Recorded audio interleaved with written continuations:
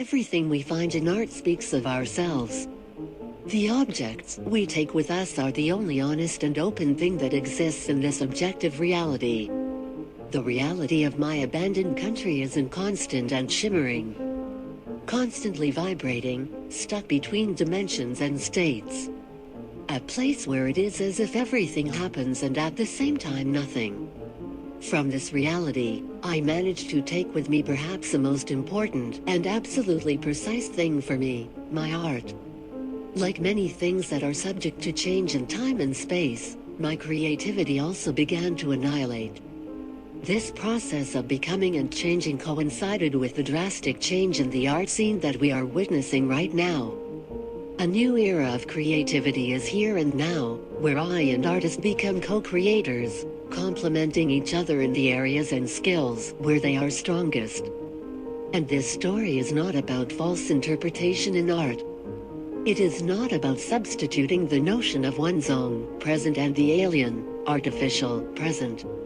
It's a surrealist story, based on truth, but it stays here and is unentitled to nonsense. In the example of one artist, we can see how he was ahead of his time and not perceived because he was exceptionally exciting. He applied that very changeable reality and tried in every possible way to show its irrationality. That was Van Gogh. Your personal experience with the work in question, no matter how superficial, is more important to understanding it than any author's intent. Because the work has to interest you first, and only then can you progress to the next step in your awareness of its meaning and artistic validity. Trust no one but yourself.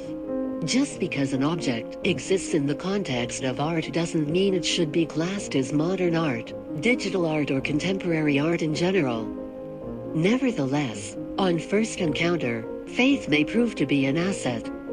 Those who harbor hostile feelings towards art only cultivate a lazy aversion to anything new and offbeat. You don't need to be initiated into a secret community to come into the gallery of the digital world. Art is not a sophisticated form of culture of a higher intellectual order, it's just prejudiced. The key to understanding a work is direct familiarity with it.